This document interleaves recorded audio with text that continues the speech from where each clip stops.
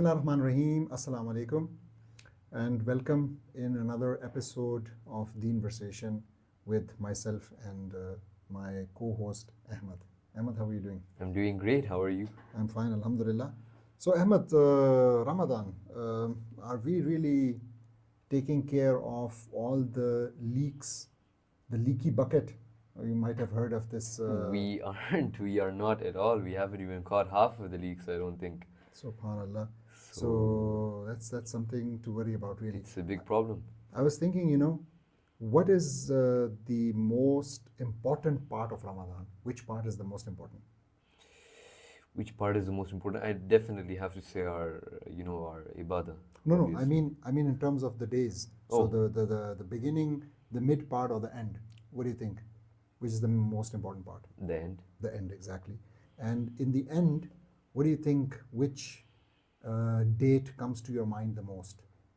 I'm thinking the last 10 days.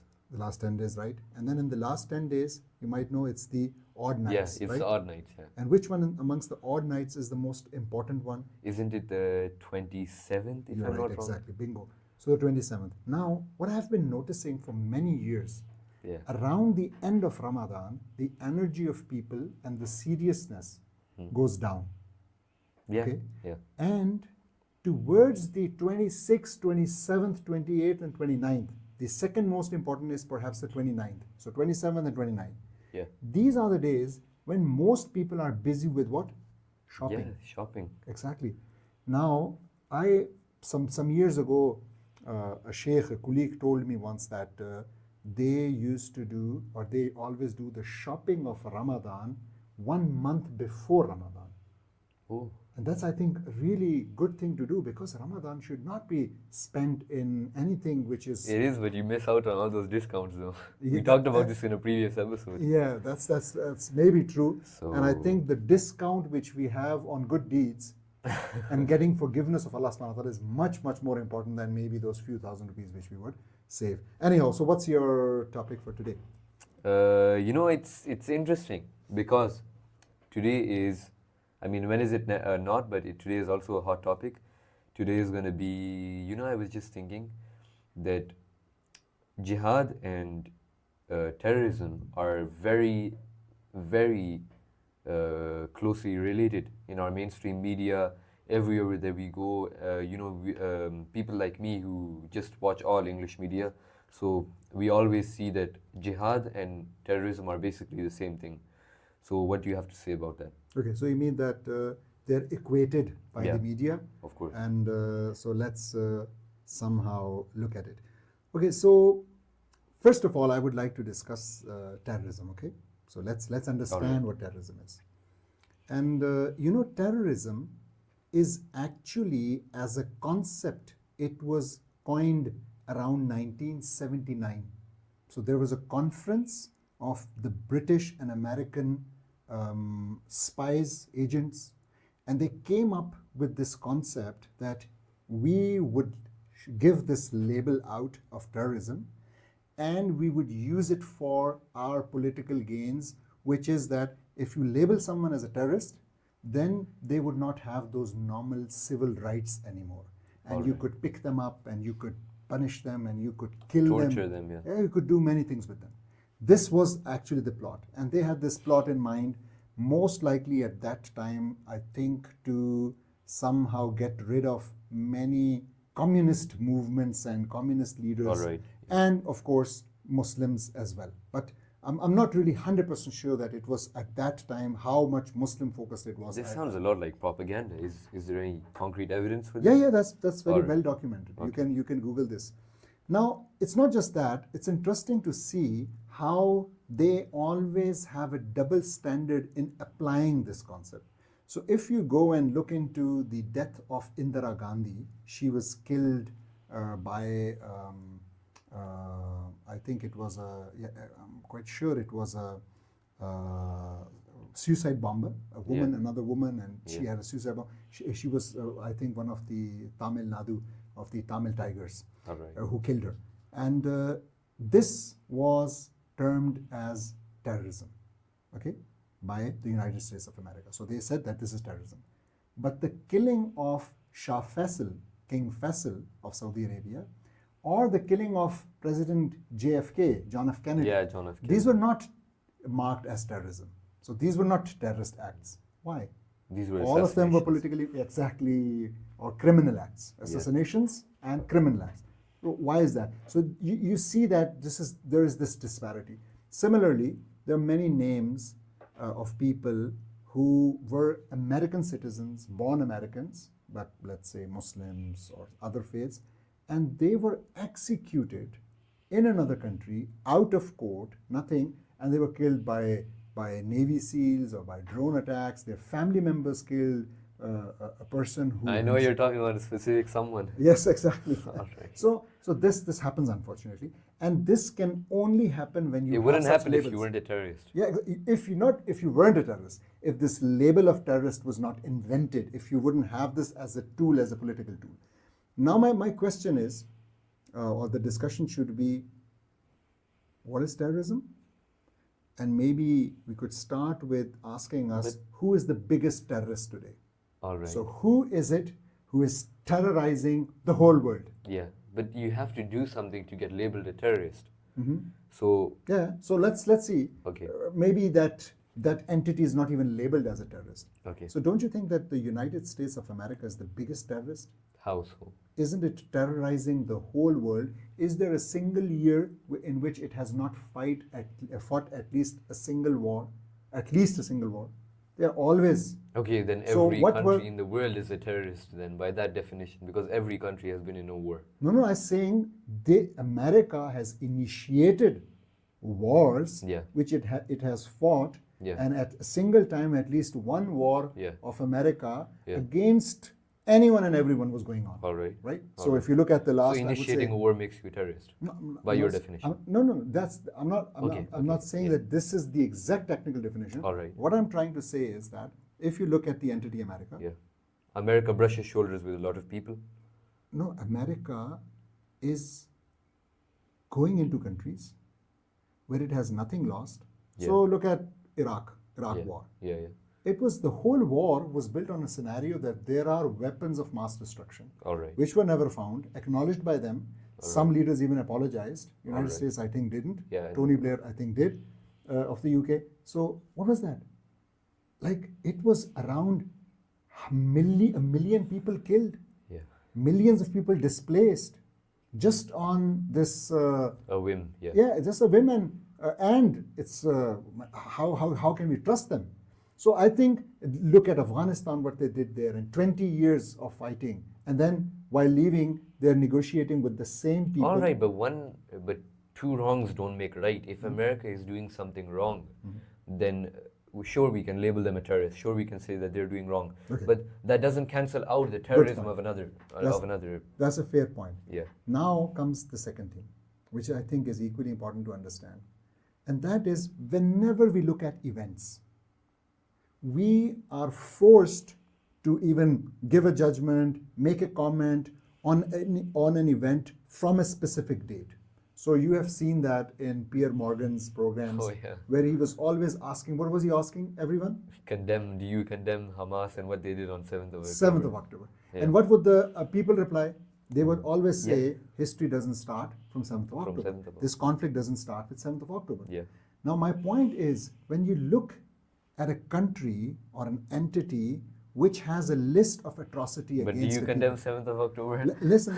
So when you look at people who have been doing something, so for instance, this entity Israel has been doing stealing land, killing people, displacing people, committing a genocide, all of this, they have been doing it at least since 1948. Actually, All right. well before Yeah, that, well, but they, at least officially, since they exist, they have been doing that. Now this marks around 70, 80 years. And then when there is a reaction for people who don't have a country, who don't have an army, who don't really can compete and have the means and everything, and then they come up with something, some method in which they want to either take revenge or want to frighten them or want to push them away, push them back, and they do things, we start the discussion from there. So the point is, this, many people like me see this as an unjust question. It's a wrong question. It's something you're given, like you're given a choice. Either you condemn it or you are for it, right? You're praising it. And this choice is not right. There is more to it. So what choice would be right? What choice should be right is that asking first the question, what wrong did Israel do in the past 80 years? All right, but then the point could be made that the Afghanistan war, it didn't start in Afghanistan. It started before Afghanistan. You know, this was all because of Osama bin Laden. So the point could be made for that also. If we don't take into account the event that happened, instead we take into account the background. Yeah, exactly. And then you keep on going back, right? Yeah. You keep on going back and you try to locate where does it begin. And then you find that it usually begins America flexing its muscles in areas where it has nothing lost, usually for its material gain or for its political dominance. And that's what any country would do. That's what I think the Ummah is trying to do. That's a good one. Yeah. So you are saying it's not like something that we can label unethical. No. I will label all it, right, but you have to understand. Okay. You have to understand the difference. So the difference is maybe difficult for people to appreciate in the very first instance, but there's a huge difference. The difference is, on one hand, you have Muslims who have a very clearly defined agenda, and I'll tell you that agenda. And then on the other hand, you have these countries, and they have a very, I would say, ill-defined, fluid, and I would say deceptive agenda. All right. What is the Muslim agenda? The Muslim agenda is very clear. We believe in Allah, and we will bring the whole world we'll take the world out of slavery of humans into slavery of Allah subhanahu wa ta'ala. Not our slavery. Very important. Not our slavery, no colonialism. We're not interested in your resources. But you're forcing them nevertheless. You're forcing them nevertheless. We are forcing a system of them, which we see as You're forcing Allah's a system onto them that you believe in, which is what America is doing to the rest of the world. Just a second. So we do this. Now let's see what America does. Yeah, what is it? So first of all, does America say that we are going to implement our system on you? Of course not. No, if they said that, everyone would directly oppose So them. it's very deceptive, first of all. It's not deceptive. It's that everyone... look, Muslims won't go guns blazing, except we go to the extreme far right. Muslims don't go gun blazing into a situation either. When you try to convert someone to Islam, you don't say, this is the right way, otherwise you're going to go to hell, you're going to burn, so come become a Muslim. No. We also go into it slowly, we ease them into it, and that's not being deceptive, that's being diplomatic. Yeah, okay, let's call it diplomatic, but my point here is something different. We don't hide our intentions because we believe in those intentions. These people, do they really believe? So if they do, their best allies are not democracies like MBS, Saudi Arabia. Is it a democracy? No. Like Qatar, like UAE, like so many other countries. They're not democracy, and they're the best allies. So where does Trump want to take his first foreign trip? He said Saudi Arabia, if they pay me $1 trillion. Like pay me means that they do business investments in the USA of $1 trillion. And I think it's about to happen. He'll be going there anytime soon. Now, so what I mean to say is that for them, it's what they do is colonialism. What they do is plundering and looting another nation, bringing the wealth to themselves, and leaving the nation in tatters. That's what they've been doing with so many countries. And the best examples... Oh my God! Is that benefiting yourself? Are you talking about benefiting yourself, which is what everyone in the world does? I don't think Muslims ever did that. Muslims don't do that. Never. Muslims did not do colonialism anywhere, which means it was... That is a big claim. What about Africa? What did they do in Africa? The expeditions into Africa, when I think it was in the time of Umar radiallahu anhu, and they invaded Africa, and it was all by force. This wasn't defensive jihad, this was offensive jihad. This was when they captured new lands, they enforced their rule on those lands, either pay jizya or become... What is colonialism? What am I trying to tell you? What are you trying? Colonialism is, you go into a land and you take the resources out. That's colonialism. All right. Muslims never did that. It's a very important point. Yeah. So Muslims go into a country, Yeah. change the system, Yeah.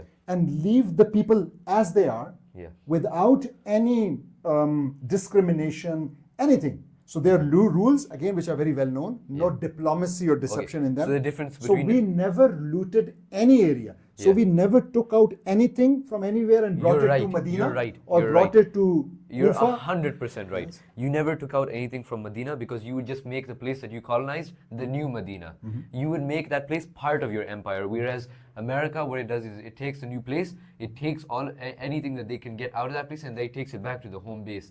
But Islam, it makes that place its own home base. Yes, exactly. Yeah, it makes it So part of its if, land. if you see, yes, exactly. So Whereas what does America that mean? takes out the resources, Yes. leaves the nation autonomous. Leaves the nation in tatters. So you take, when you take out the resources, what have you left there for the people? But Islam doesn't leave the place in tatters. You know why? Because they just rule that place. Exactly, you're They right. just rule that place. That's exactly what Yeah. I'm saying. So Islam rules that place, and the ruling and the rahmah of Allah subhanahu wa ta'ala system is applied equally on everyone. So whether they are kuffar or they're Muslims. And you look at history, why is it that wherever we ruled, we did not convert, and we never do convert people by the sword? Why is it that they came to Islam? Some places we did just go as traders, which were those Indonesia. We just went there, and No, but this was South a big India. point. But this was the basic military warfare tactic of Islam was basically go to a place and attack and do offensive jihad. And if they give up, then give them two options. Tell them you either die, you either pay jizya, or you become a Muslim. Yes, exactly. Yeah. Yeah. So now, So this was basically so paying jizya, very important to understand. Yeah. What does paying jizya mean? Paying jizya means you live as a citizen. You give a discriminatory. You live tax. as a citizen Yeah. under the Islamic State Yeah. with all your rights, okay? Yeah. And you pay a tax. You had your land. These guys barged in here into your home, and they tell you that now you're either going to pay to stay in your own home because we took over it, or you're going to become part of our family, or you're just going to die. Yeah. So you're right. But You're paying to stay in your own home. what are they? Why are they doing this? And what exactly are they doing? They are going there. Muslims go in a land to dismantle the power structure, which we understand, and I can give you now. You can see around evidences, which is zulm, which is discriminatory, which is exploitative of their own people.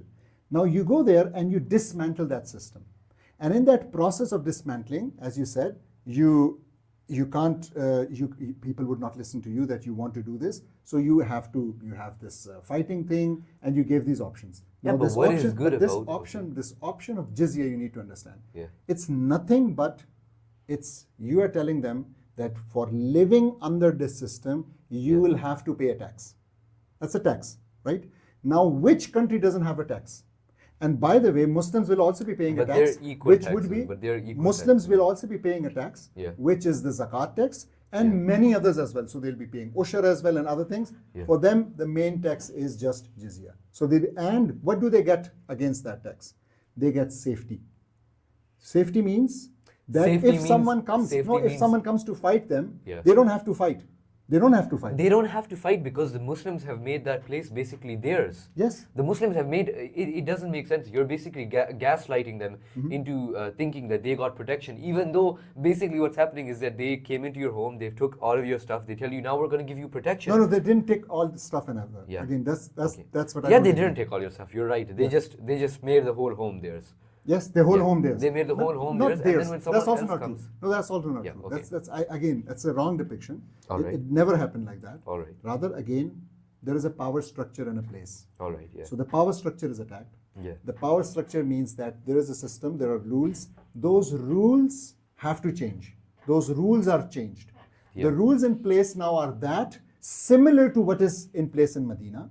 Yeah. Similar to what was in place in Istanbul. Yeah. So the same rules have to be there for Yeah. everyone, Yeah. which are again non-discriminatory. Yeah. There is no discrimination Of in course, them, and yeah. they are not forced to become Muslim. Of course. And nothing is plundered, nothing is looted. Yeah. And this is done. Yeah. Yeah. Yeah. Now the problem is the world today believes that this has stopped happening in the Western system. It hasn't. What has happened in Ukraine? What is America saying to be doing in Greenland? What is America saying to be doing in Panama with the Panama Canal?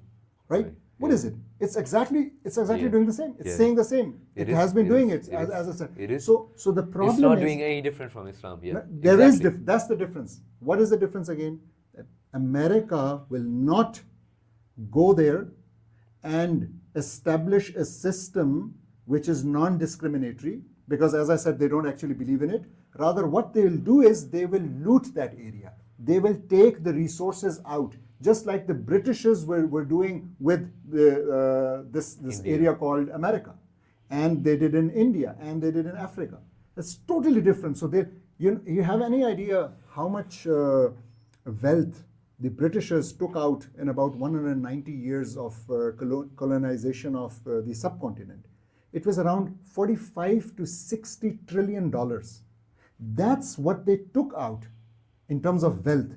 They took out minerals, they took out food, they took out gold, whatever they found. That's the problem. And what did they leave? They left rail cars, they left better education, they left better, there's still we have European architecture somewhere here, and it's so much better. Okay, just a second. No, that's a very wrong understanding. Okay. The rail car, which they left, they didn't leave. They couldn't take it with them. Yeah, they could. So why was that rail car put in place? In order to facilitate your and my travel, or in order to loot the country? So it was a necessity. Yes, it was. If you look at the rail car, that's a historic fact. You can Google it. The rail cars were actually made from all the places to the ports, so that they can gather all. No doubt. Yes. So we will not. But it did benefit. That, right? But it did benefit the country. Oh, that's like saying, listen. If someone is let's say someone is. I'm thinking of an example which would not be very aggressive. So someone is makes you a slave. Yeah. And they just want you not to die so that you can serve them till death. Okay? Yeah. So, and that's why they give you food and water. Yeah. Will you somehow praise that person was very nice that he gave me food and water? No, I won't. You wouldn't, man. That's the thing. So this was that the purpose of this rail was not our benefit. They didn't do it for us. Now come to education. You need to look at. Would India have got to the same place it is today if they weren't colonized before? Beta, you know, India, the subcontinent, was producing 25% of world's GDP before the Britishers came in. Yeah, but intellectually, would they make just the same technological Just a second. Yeah. Before the Britishers came in, it was 25% of world GDP. When they were leaving, what was it? What was it? I think 1 or 4%. I forgot. I have to Google. But it was drastically reduced. It was shattered. I think it was 1%. So completely, 1% of the world was then being produced from here. Look at what they did. The second question you answered. There are studies which compare that you have a portion of the world from where all or most of the Nobel Prizes are achieved. They are granted. So people. And then you have a huge spots on the world map where there's almost not a single or very, very few Nobel Prizes. Okay? And you know what the studies tell you the difference? The difference is colonizers versus colonized. The colonized have almost no, whether it's Africa, whether it's South America, whether it's Indian subcontinent. And the colonizers, whether it's America or whether it's the British, they have all the Nobel Prizes in education. So that's quite a shocking. Yes, that's the problem. As I'm telling you, this concept of colonizing others, people don't mind the system on them changing. That's not their problem.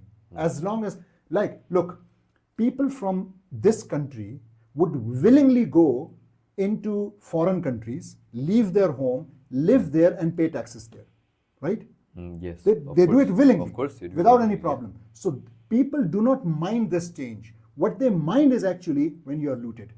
So even someone coming and changing your ruler, people don't mind that. Unless it would be that you come and you start plundering, you start looting, you start killing, you take resources and you kill in the name of religion. As I said, we don't do that. It's very important to understand. Yes, what we do, I admit. What we do is we change the system. Because we believe that any system other than Islam is taghut. It is zulm. It is like, it's unjust. It's to people. But look, the England, the people, the Britishers, they colonized India, but they wouldn't have left any time soon had India not pushed them out.